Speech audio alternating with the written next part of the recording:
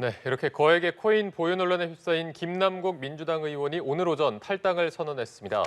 앞으로 무소속 의원으로서 부당한 정치 공세에 끝까지 맞서 진실을 밝히겠다고 밝혔는데요. 네, 두 분과 정치권 소식 짚어보겠습니다. 이상곤 대구 한의대 특임교수, 윤재관 민주당 정책부 부의장 나오셨습니다. 어서 오십시오. 안녕하십니까? 안녕하세요. 네, 안녕하십니까?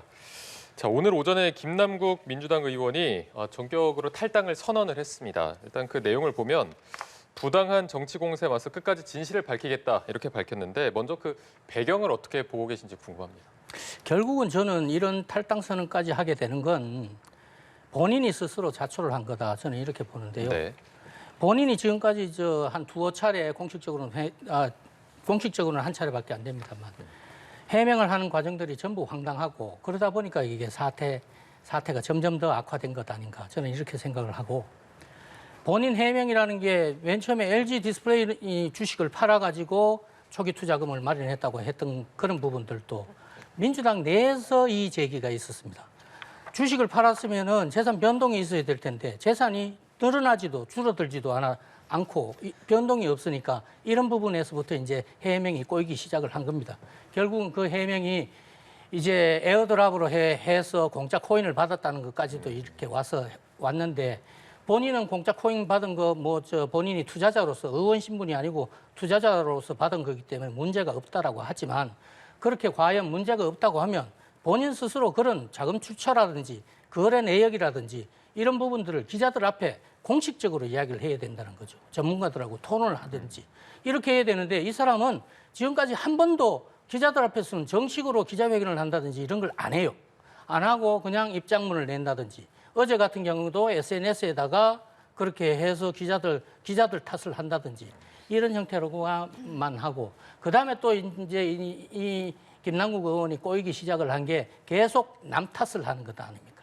남 탓을 하고 처음에는 한동훈 장관 작품이라고 했다가 어제 같은 경우는 기자들 공짜 코인 받은 건 뇌물을 받은 겁니다. 그 공짜 코인 받은 걸 가지고 뇌물이라고 하는 기자들 보고 황당무계하다고 하고 기자들한테 법적 대응을 한다고 하고 이렇게 엄포를 놓는다고 문제가 해결되는 게 아닙니다.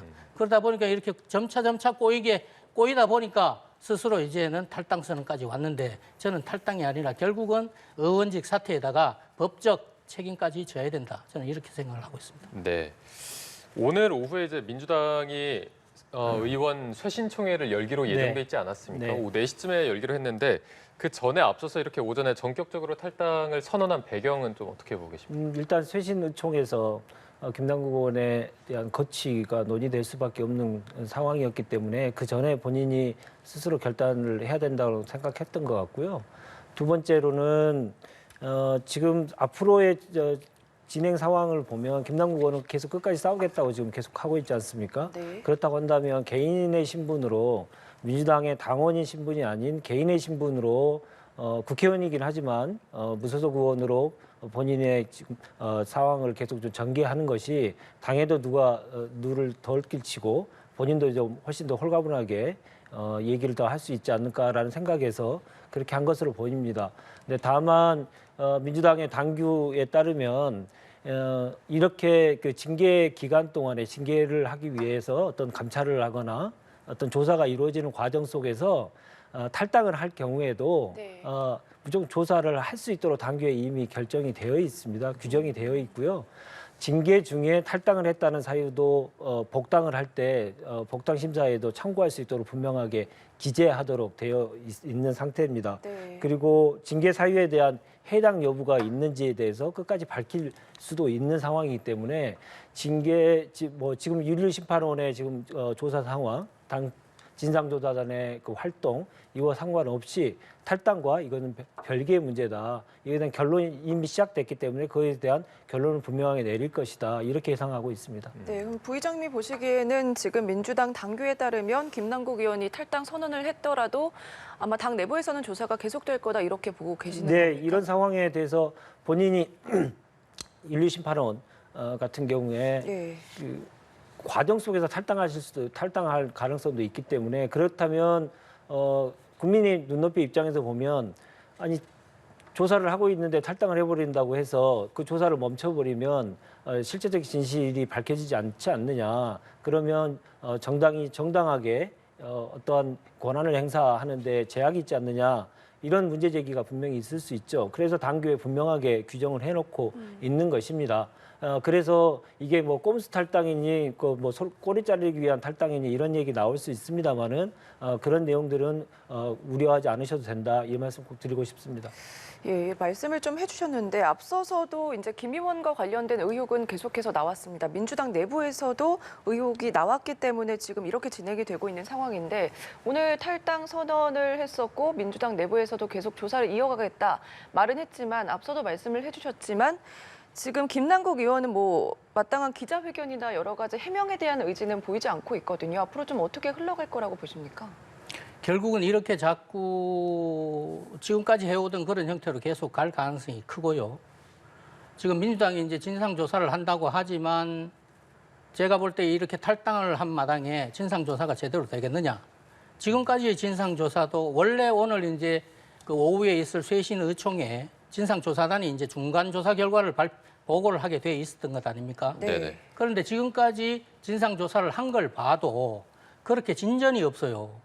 예를 들면 지금까지 진상조사단이 밝혔다고 하는 게 4개 계좌 가지고 이제 가상화폐를 거래를 했다는 거 하나 하고 두 번째로는 이제 게임 업계로부터 에어드롭으로 해가지고 공짜 코인까지는 받았다는 건 확인을 한 것 같아요. 네. 그렇지만은 진상조사단이 계속 지금까지 이야기를 한 걸 지켜보면은 김남국 의원 해명한 거에만 머물러 있단 말이에요. 그러니까 진상조사단을 민주당에서 진상조사단을 구성을 했고 그리고 전문가라는 사람들도 민주당에서 뽑은 사람들이기 때문에 더 이상 이렇게 진전을 시킬 수가 없는 거예요. 그러다 보니까 이렇게 진상조사에 한계가 있는데 이런 상황을 틈타가지고 이제 탈당까지 해버렸기 때문에 본인은 이제 계속 견딜 때까지 견디겠죠.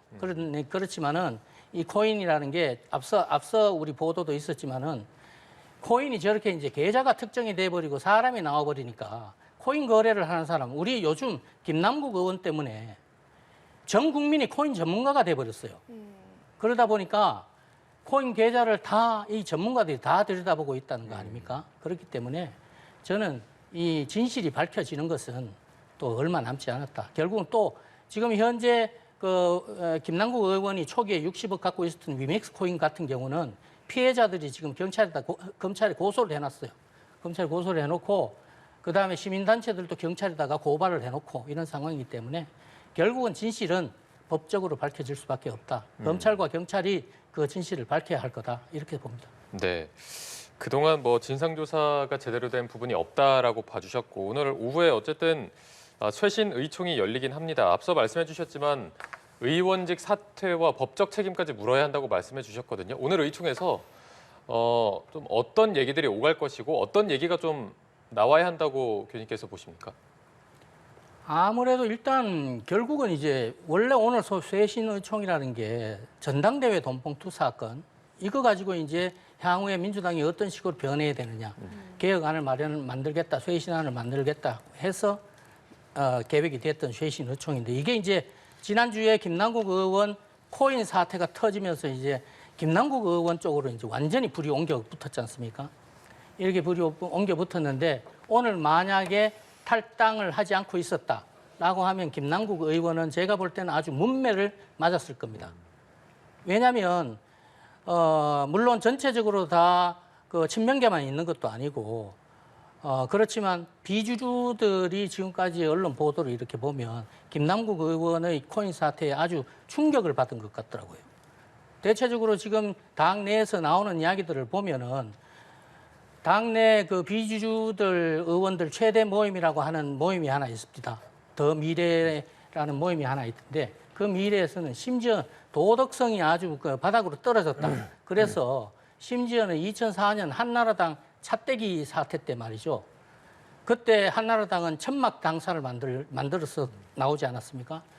그래 더 미래 어떤 의원 말하는 걸 들어보면은 2004년 한나라당이 천막 대회 만들었던 그런 결기를 발휘를 해야 될 때다라고 하는 걸 보면 또 박광원 원내대표가 비주류 아닙니까? 그러다 보면 오늘 쇄신 의총에 김남국 의원이 탈당을 하지 않고 있었다면 저는 아주 엄청나게 타격을 받지 않았을까? 아니면 내부에서 내부 공격으로 해서 더 많은 진실들이 드러났을 거다.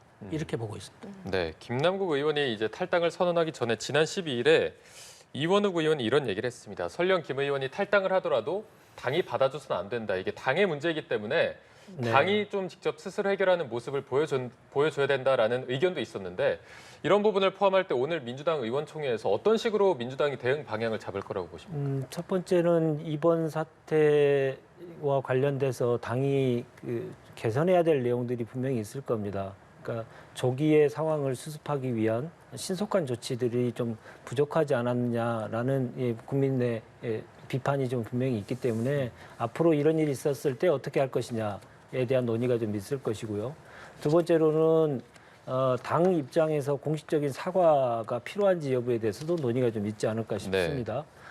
그리고 다음을 위해서라도 이번 기회에 분명하게 해야 될 것은 두 가지가 크게 있는 것 같습니다. 이거 법적인 이 미비 사항이 있는 것들에 대해서는 신속한 입법이 필요하죠. 특히나 이제 재산 공개와 관련돼서는 그게 재산인데도 불구하고 블랭크가 돼 있다는 사실은 신속하게 지금 빨리 입법을 해야 되는 상황이고, 두 번째로는 지금의 상황에 대해서 국민적인 여론은 김남국 의원 혼자만 했겠느냐, 정치권 전반에 걸쳐서 이런 문제들이 있지 않을까라는 우려를 하고 있고, 그런 우려에 대해서는 국민의힘에서도 그런 문제 제기를 계속했지 않습니까? 의원들의 코인의 전수조사를 좀 할 필요가 있다. 이런 문제들에 대해서도 분명하게 입장을 정하고 국민의힘과도 이제 협상을 해야 되지 않을까 싶고요. 그렇게 예상을 하고 있습니다. 한 가지 앞에서 말씀하신 거에 조금 팩트를 정확히 얘기하면 차떼기 때 천막 당사를 한 게 아니고요. 탄핵 이후에 노무현 대통령 탄핵 이후에 천막 당사를 했죠. 그래서 그거 관련해서 연결시키는 데는 팩트가 좀 틀렸다는 말씀을 좀 드리고 싶습니다. 예. 네. 우선 지금 정치권에서 김 의원 논란이 커지자 앞서도 말씀을 좀 해주셨지만 코인 보유 전수조사를 해야 된다 이런 목소리가 나오고 있습니다. 이게 가능성이 있을지 그리고 실효성 측면에서는 어떻게 좀 보십니까? 전수조사 아무래도 이제 어차피 이제 워낙 김남국 의원의 코인 사태가 충격이 큰 사건이다 보니까 국회의원 전체적으로 이제 전수조사를 해야 된다 뭐 이렇게 이야기가 합니다만, 지난번 부동산 투기 의혹 때도 전수조사가 있었지 않습니까? 네. 그런데 이 코인 같은 경우는 전수조사가 어렵다고 그래요. 부동산 같은 경우에는 국토부에서 이제 협조를 받아서 권익위가 이렇게 조사를 하면 되는데, 코인 같은 경우는 익명성이 있어가지고 거래소에서 협조를 하지 않는다고 하면 그게 전수조사가 어렵다고 하네요. 그러다 보니까 전체적으로 전수조사하기는 조금 부동산 투기 의혹 때 같이 그렇게 쉽지는 않을 거다. 저는 이렇게 말씀을 드리고, 아까 천막 당사는 다시 한 번 더 확인을 해 보십시오. 네. 알겠습니다.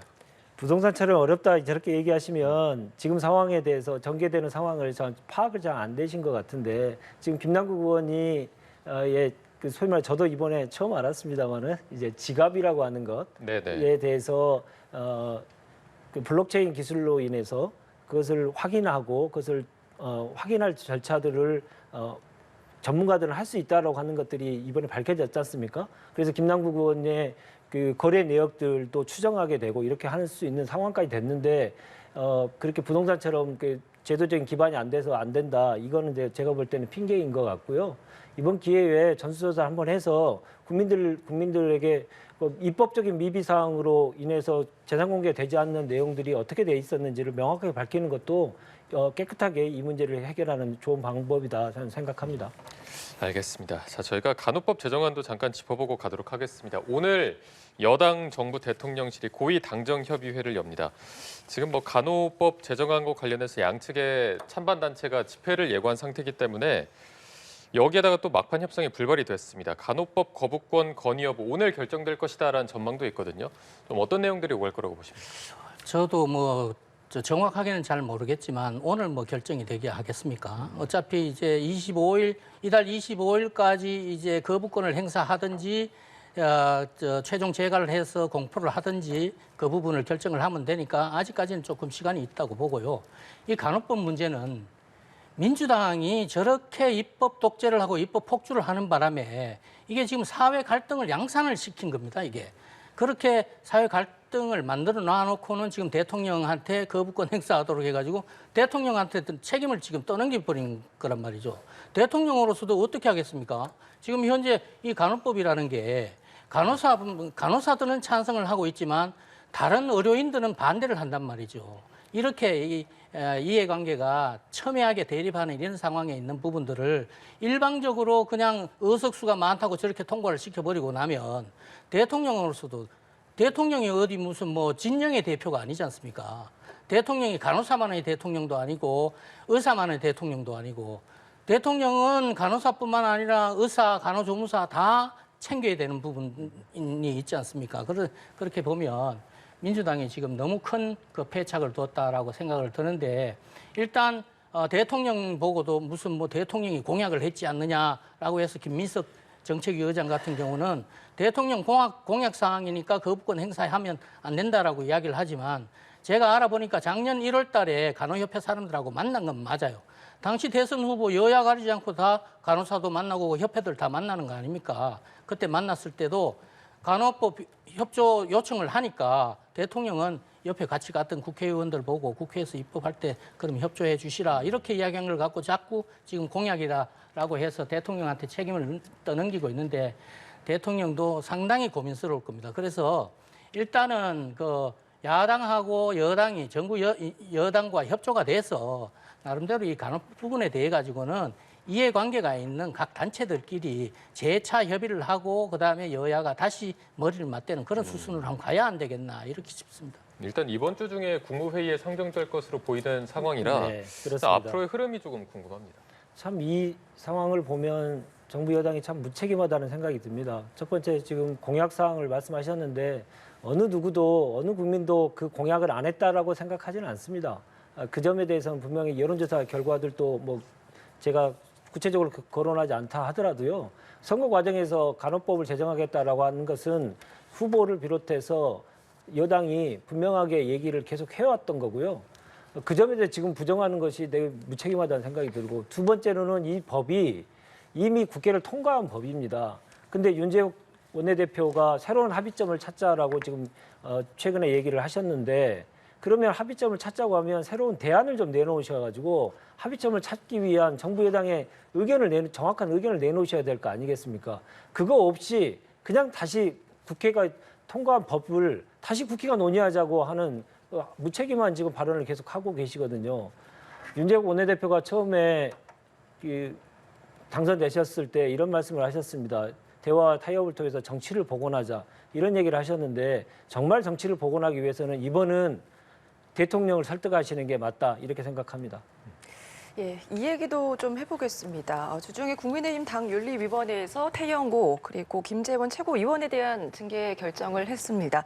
우선은 지금 태영호 의원이 탈당을 했기 때문에 후임자 물색에 나서고 있는 상황인데 당 내부에서는 이제 친윤계 초재선 의원들이 거론되기도 하고 또 3선 이상의 중진 의원들이 나와야 된다 이런 얘기가 나오고 있는데 어떻게 좀 흘러가고 있습니까? 그 내밀하게 굴러가는 부분들은 뭐 저도 뭐 다 파악을 할 수는 없는 것이고요.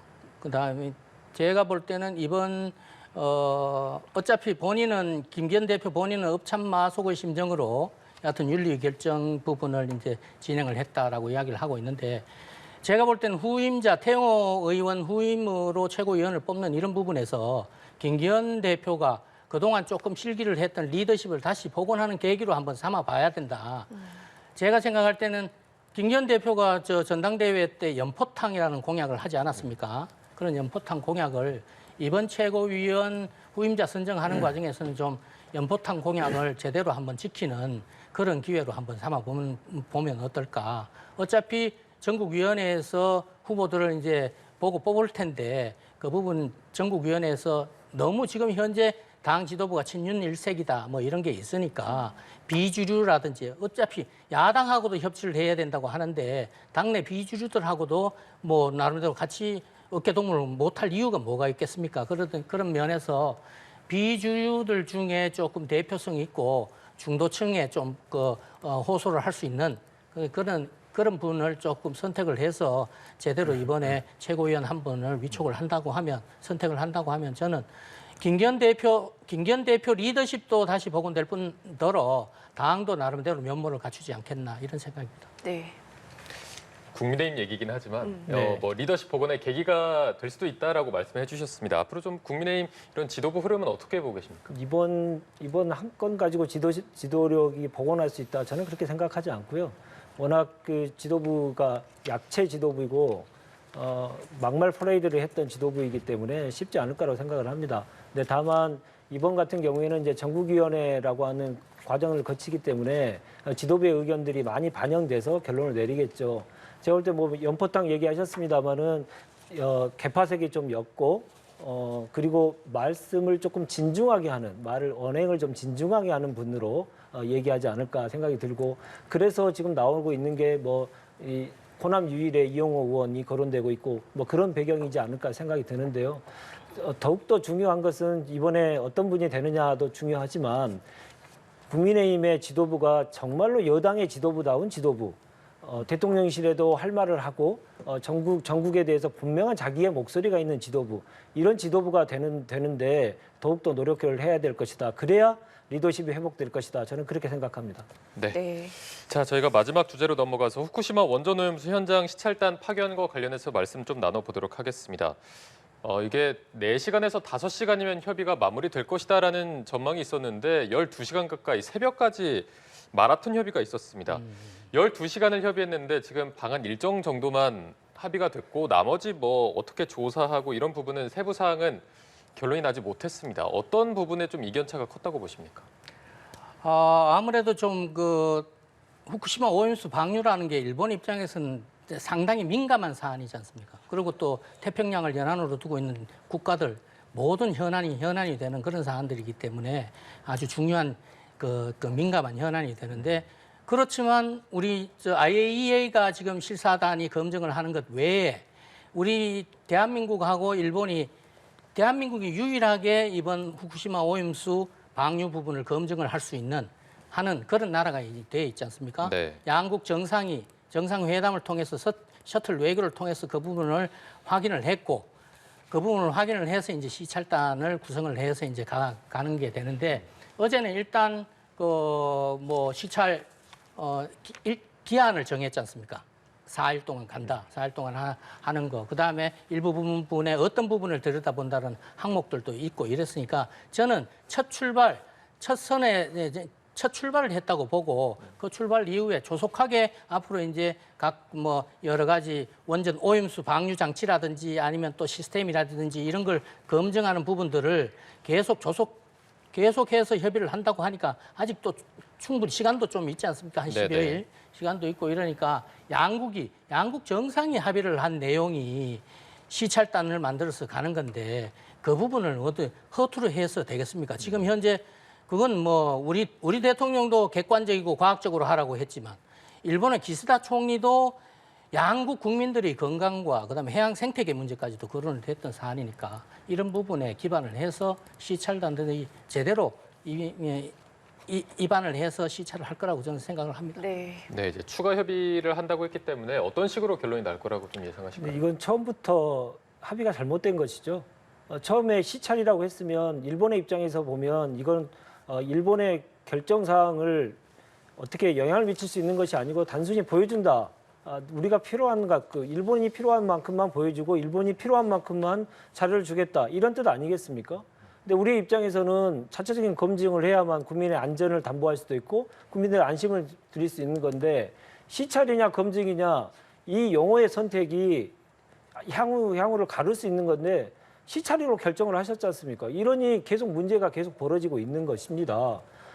지금 대만 같은 경우에 이런 사례가 있었습니다. 대만 같은 경우에 일본과의 관계 개선을 위해서 그냥 대충 시찰하고 말았습니다. 그리고 그 다음에 무슨 일이 있었냐면 일본의 수산물 수입까지도 이어졌어요.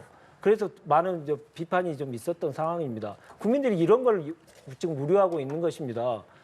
대충 일본이 얘기했던 내용, 일본이 주는 자료, 일본이 보여주고 싶은 곳, 그 정도 보고 둘러보고 와서 그런 것들의 일본의 행동에 대한 명분을 제공해 줄 뿐이고 그 후에는 7월 달 이후에는 방류 이후에 또 수산물 수입까지 이어지지 않을까라고 하는 걱정들이 계속 하는 겁니다. 그래서 이 첫 단추를 잘 끼워야 되기 때문에 지금 교수님 말씀하신 대로 계속 협의를 해서 단순한 시찰이 아니고 독자적인 검증 분명하게 해야 된다라고 하는 주장을 계속 해주시길 바랍니다.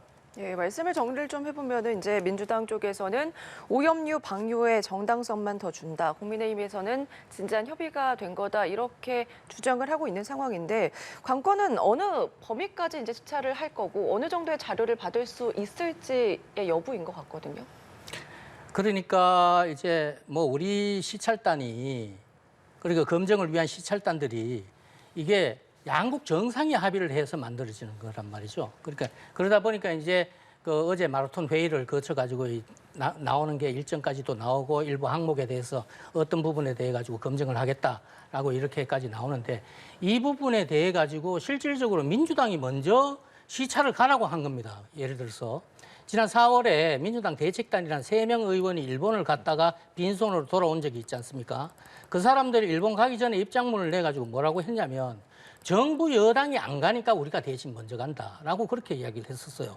그렇게 이야기를 했는데 지금은 또 시찰을 간다고 하니까 정부 여당이 나서서 간다고 하니까 가지 말라고 하고 있지 않습니까? 이렇게 자꾸 상황에 따라서 말을 바꿔가지고 이렇게 자꾸 공격을 위해 가지고 반일 정서를 이용을 해가지고 자꾸 정부 여당을 공격하기 위해서 대통령 발목을 잡기 위해서만 혈안이 돼서는 안 된다. 대안 있는 대책들, 대안 있는 비판들을 자꾸 내놓아가면서 자꾸 그런 부분들이 좀 제일 민주당에는 제가 제일 아쉽다는 게 그런 부분들이 가장 아쉬운 부분입니다. 네, 대안적인 비판을 내놔야 된다. 이런 말씀을 좀 해주셨거든요. 한 가지 분명히 말씀드린 것은 안전하다면 왜 검증을 거부하겠습니까? 안전하다면 왜 해양 투기를 하겠습니까?